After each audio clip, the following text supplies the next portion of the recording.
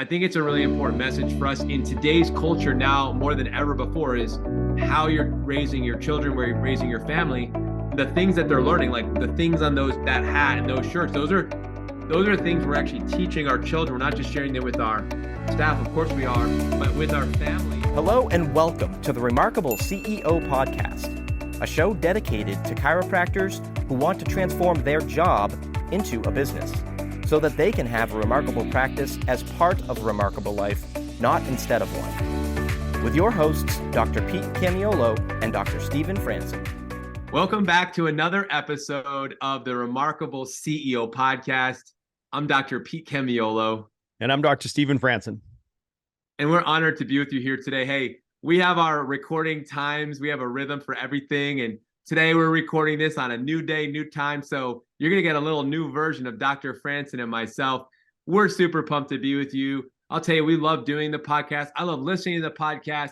Dr. Stephen, I've loved some of the new episodes that we've released here in 2023. I'm super energized right now, especially coming off of our team building immersions that we've had and just had an opportunity to be with you in Florida. And you shared a story I'm super pumped to be able to unpack today on our podcast. And I think for all chiropractors listening in, this is going to really hit close to home because, again, this has to do with you and your life. I know it hits close to home for me. Doc Stephen, first of all, digging the new digs, right? I like that hat. If you want one of those hats, you got to watch this on YouTube. But there's some new swag. And let me say this about the swag. So we had our event in Dallas. For all of you who are coming to Dallas, we had amazing swag. We were super pumped about releasing some of the new gear. And we were sabotaged by Mother Nature. It did not make it. However, we have a plan B, and we're going to get swag out to you. But for today, you get to see it on this recording of this podcast. If you're watching on YouTube, we got the new all-in shirt, and we got the new $18.95 hats. All right, Doc Stephen, I'm throwing it over to you. What do you got for us today? Yeah, you know what? God had a different plan, right? He's got a better plan all the time. And now I've got $8,400 worth of t-shirts and hats in my garage.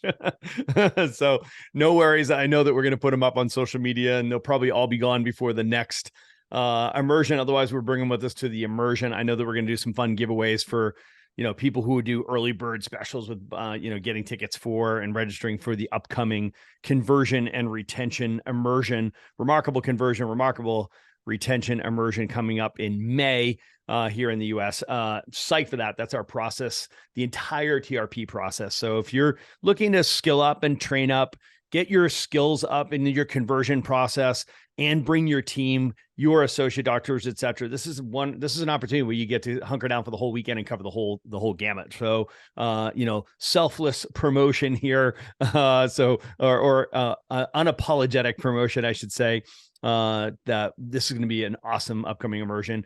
I'm like you. I just love these live events. I get so energized by them. We run our organization from event to event, right? So don't miss these. It's going to be fantastic. What an incredible opportunity to come together with just like-minded, on-purpose chiropractors who are trying to restore health, right? The purpose of the remarkable practice. So yeah, Dr. Pete, our theme was all in, right? So the word of the year is commitment, and it was our team building immersion.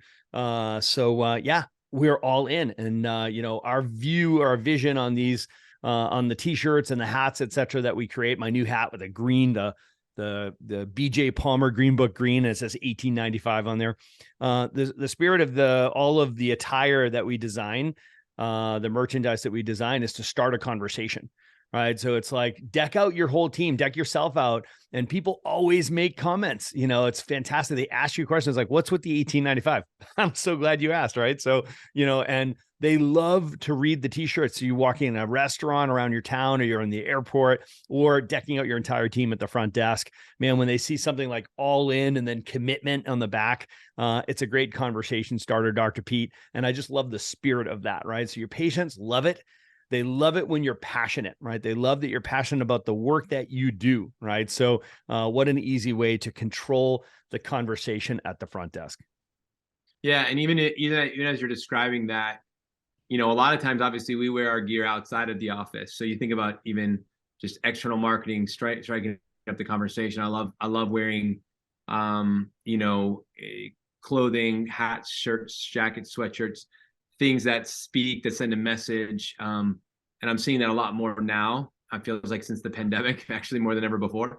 But it's interesting because it is great to do that. It's a wonderful way to share the message, to and that's what we're called to do, right? We're called to, your brand is your message, you're the messenger. And you might say, well, I'm not really a marketer, but that's okay. You can market.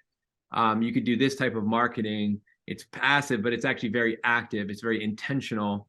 But Dr. Stephen, you're also making me think about with this, you talked about being passionate about something, and you also talked about, the message. And I think that's really what I'm inspired to discuss here today. Because again, this conversation came out of a place of deep conviction for you in a meeting where you were faced with, in a sense, the outside in philosophy when it comes to raising your children and life. And you said, whoa, hold your horses. I have a different approach because I've actually had to do this already with other parts of my life. Yeah, let's call it health. And actually, we've applied it to our family as well. And we stop being victims and we actually start being victors, right? We come from a place of being underneath to on top. And I think it's a really important message for us in today's culture now more than ever before, is how you're raising your children, where you're raising your family, the things that they're learning, like the things on that hat and those shirts, those are things we're actually teaching our children. We're not just sharing them with our staff, of course we are, but with our families, and our families represent that. They represent your brand. They represent your message when they go to school, when they go to work, when they hit the gridiron, wherever they're at.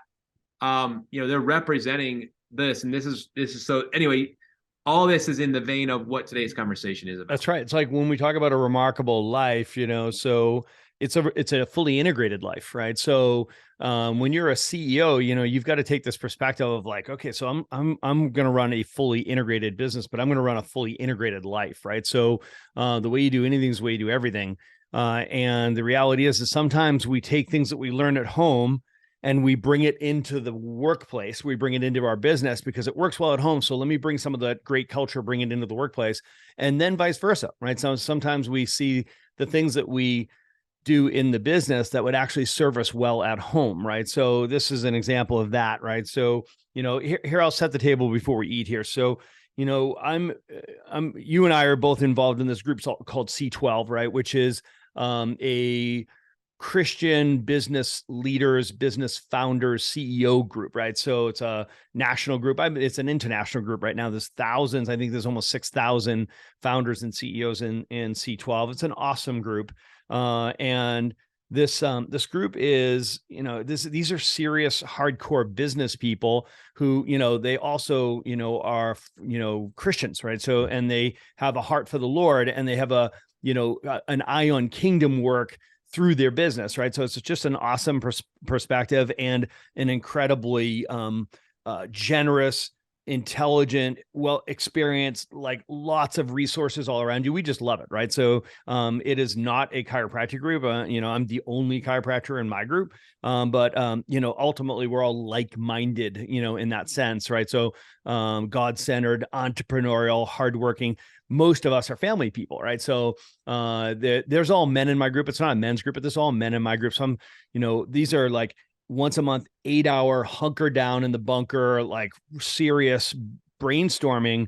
There's a curriculum that we're following, et cetera, right? So there's a day where we just break away from life and we get into this one sort of retreat, and we spend 8 hours busting it out for the day, and we work through this curriculum once a month, so to speak. And one of my favorite parts of the C12 meetings is there's a lunch break, right? And so now you're at a lunch break with the same, people that you've been sitting around this table with, and there's always great conversation. So we have like a full hour to just like freely talk about whatever we want to talk about, and it's always a great conversation. Well, this conversation this day, we ended up talking about our kids. And there's about 10, 12 people at the table, and you have a whole, spectrum of ages at the table. People from my wife is pregnant. I have a couple newborns. I've got some little ones, toddlers, infants, kids, all the way through teenagers, all the way to young adults in their young 30s, right? So the whole gamut, right? So it was awesome perspective. And we ended up talking about the craziness associated with schools nowadays, right? So that's where the conversation kind of made its way. And we were talking about, conservative views versus more liberal and progressive views, and how this has created a lot of confusion for the kids, and how frustrating it can be as adults, especially if you're a conservative adult trying to raise kids in an already crazy world, right? So all this stuff was just kind of coming to a halt, and we made a decision, or I should say, I made a statement that my wife and I had made a decision that we knew we wanted to send our kids to a God-centered school. So we knew we were going to send them to private schools. And my son, Sam, who's now at Liberty University, we sent him to the school, and it's just awesome to have him on a campus with 23,000, like-minded people, patriots, conservatives, real American, ideals, and they're Christians, right? So I was just saying how happy I am that he's there in that environment. If he's going to leave our home and move into a college environment, I was just so happy and pleased with his experience there and how I've watched him grow in his walk. And that was basically where I had left it. And somebody at the table said, yeah, that sounds good, but you can't raise your kids in a bubble. All right. And I watched that nod around the table of everybody just kind of saying, yeah, that's right. I suppose you can't raise your kids in a bubble, right? And Pete, that just pushed me like from the inside out. I had this like sort of eruption, and I called bullshit on it, right? So, and when you drop an S-bomb, in this group of people, you have their undivided attention. It's like, okay, what was that? And I was like, listen, I'm calling bullshit on that, right? So I'm like, that is one of those constructs that people just accept as, this is just the way it is. And I'm like, you know what? That is not the way it is. I'm going to suggest right now that not only can you raise your children in a bubble, you should raise your kids in a bubble. In fact, I'll suggest that you have to raise your kids in a bubble. You have to choose to do that. You have to be proactive about it. You have to be intentional about it. You have to create the bubble, at the very least, choose the bubble to raise them in, because if you don't, the world's going to pick the bubble for them, right? So the world is going to put them in a bubble. So just like your kids, my kids, you and I, all of us, we all grew up in some bubble or a series of bubbles, right? So, and I'm going to suggest that chances are, if you don't choose the bubble, the world's going to choose one for you and for your kids. It's probably not the bubble you're going to want them to grow up.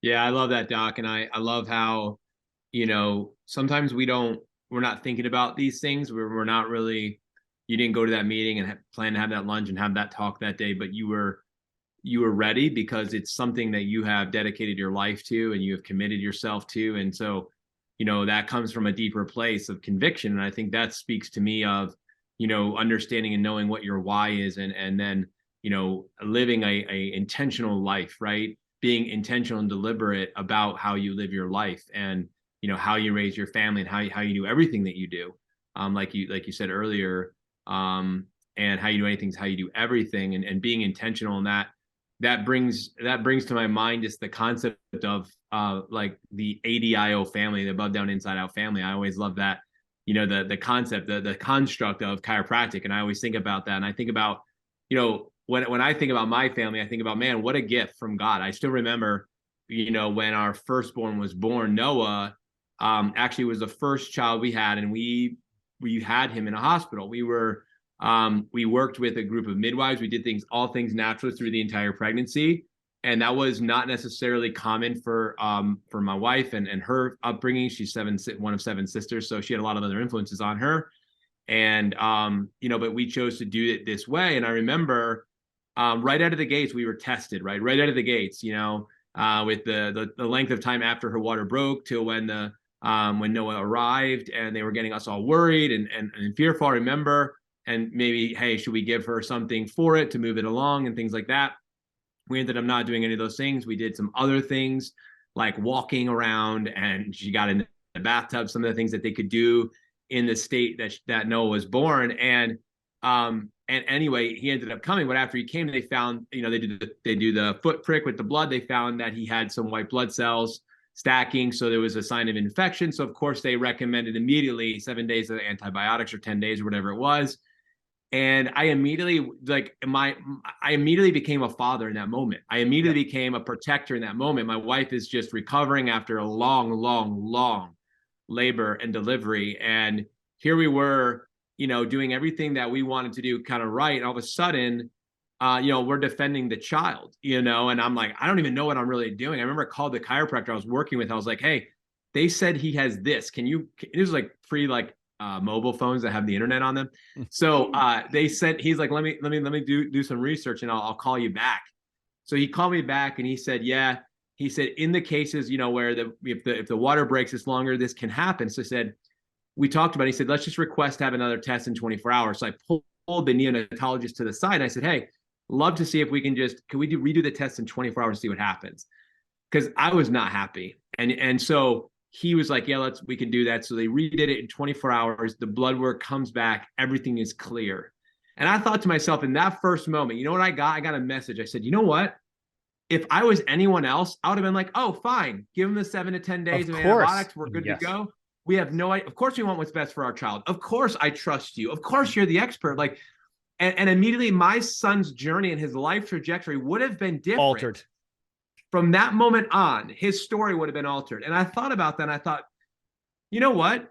Welcome to fatherhood. This is the power, right? Right. And then, now you and I, we have so many more stories since then, right? We've had 4 more children since then. So there's always more stories. But I'll say this, above is recognizing this is a gift from God. This child, this family is a gift. I truly believe it. I believe that the revelation that the body is designed to heal and heal itself. I believe that's a gift. I believe Didi received a gift. He was ready to receive it. He received it, but others had there was already bone setters before Didi, but Didi was the first one that recognized that when you intentionally, lay your hands on that vertebrae with the goal of actually setting it into position, with the goal of freeing up the nervous system, you would restore some physiological function that was malfunctioning. That was the intent. And so there is an intention behind everything that we do in our lives. There must be, like, why do we do a team meeting? And why do we do it the way we do it? There's an intent behind it. And so thinking about our families from above, down, inside out, I think number one, above is the gift. Our families are a gift. The miracle of life, just seeing life get created, it's just an absolute, I'm still blown away. It's a miracle every time. I'm like, I cannot believe this. And then the down is, my job is once these kids come down and they enter into my household, now it's my time to sit them down. It's time to pour into them, right? It's about sharing a message and shaping a belief system. It's really about, that's what the down to me is, right? And from there, I understand, listen, my goal, like you always tell me, Doc, is you're not raising kids, you're raising adults, better get that straight, and it's like, wow, I'm really pouring into these people who are going to become adults very soon here. So making sure when we're in the position, like, hey, it's about sitting them down, pouring into them. We're in the business of shaping lives, shaping children, shaping boys to men and women, boys to men, women to girls to women. We're raising these people. And so that we can send them ready, so they're ready to go. And then the inside to me is, it's a temporary season. I remember all my patients, every time we had a baby, they were like, first thing they'd say is, you know how that happens, right? And then the second thing they'd say is, you know how fast it goes. And those were the 2 words of wisdom they said to me. I figured out the first one. The second one I'm learning too. And, I know how fast it goes and you don't want to miss it. We've got such a short season where they're in the bubble, really. And it's like, are we being intentional? Are we being fully engaged? Am I really fully present? Am I giving you my very best? And that's the inside, so that the above, down, inside out, eventually the goal is to send them, like you just talked about with Sam, send them out, but send them ready to go. And yeah, it's another form of a bubble, but I'll tell you what, we're sending them out of our small household bubble out. And it's the same thing we do, Doc Stephen, with our practice members. I mean, this is so big because it applies to every part of our life, but I think this concept is so significant, so important. And I'm so glad we're doing an episode on it today. Yeah, I love that. Above, down, and inside out. And, to your point, God gives us children. Our job is to raise adults, right? So to raise the adults that we'd want to hang around with, right? So to raise the adults that I think, as Gandhi said, will create the change that we wish to see in the world, right? So you've got a window, you got an opportunity, and that opportunity has to be protected. That window has to be protected. And I'm going to say things like bubble and shelter and sheltered and protected. And some people are like, oh, that's all of that has a negative connotation. you know what? You've got to create those castle walls around your family the same way you do around your business, right? So you're very careful about who you let into your business, into your team, into your tribe, but right, into your patient base, right? You've got requirements, right? You got core values on how you run the thing. Are you running your home that same way, right? So I say build those castle walls, put those soldiers with flaming arrows up around, dig a moat around that thing, Pete. Right. So that is the job of a father. Right. So I think that is the job of a mother. I think that's the job of a parent. That's our role in their life. And that when we say sheltered, you are creating a safe place for them, a safe haven for them to learn who they are and whose they are, to establish things like self-worth and core values. Right. And they have confidence and they're well informed. Like my kids, it's impressive how far ahead they are than where I was at their age, as far as like them understanding inside out versus outside in. They could have that conversation both ways, right? So it's not like they've been brainwashed and they just only know inside out. They fully understand inside out versus outside in. This is what they think and outside in. This is what they say and outside in. This is what they do in the outside in approach to health and life. This is what we believe in inside out. This is what we think. This is what we say. And this is what we do. Like they know both sides of the argument. The same can be true and said of their spiritual walk, their faith. The same can be true around our home's political orientation, whether Democrats or Republicans. They can have that conversation. They understand what it means to be an independent, right? They understand what it means to be a patriot, right? So they understand what it means to be a Christian versus a Jew versus Muslim. They understand, right? So they can actually have intelligent conversations. So it's not about limiting the information that they have. It's actually the opposite of that. It's providing all of that information. And you're making sure that they stand on granite certainty around who they are and whose they are so that they can actually process that information, right? So that's part of the benefit of creating that bubble, right? So you're very careful as to the timing of when they're exposed to these elements and who's actually presenting them, right? So this information, Dr. Beat, I think it's critically important. As a CEO, I just recognize that if you truly live an integrated life, we know that what's going on at home has everything to do with what's going on at the business, and what's going on at the business has everything to do with what's going on at home. As males, we love to tell the story that, I can compartmentalize everything and my life can be a complete cat circus at home and people can be unhappy, miserable, broken relationships. But hey, I'm hunky-dory at the office and I'm at my best, serving at my highest level, leading my team and my patients at the highest level. And we all know that is a farce, right? So ultimately, remarkable does not imply perfect. In fact, far from it, right? So, but ultimately we know that the remarkable life is a fully integrated life. And I'm going to strongly suggest that to all the parents listening out there, I'm not just giving you permission, I'm giving you direction, and be very cautious and intentional and choose your bubble. Thanks for listening to this episode of the Remarkable CEO Podcast. Remember, what the world needs now is chiropractic, and what chiropractic needs now is more successful chiropractors. If you like this podcast, please subscribe, share with a friend, and leave us a review. And if you'd like to connect with us personally, direct message us on Facebook, LinkedIn, or Instagram. Now go and be remarkable.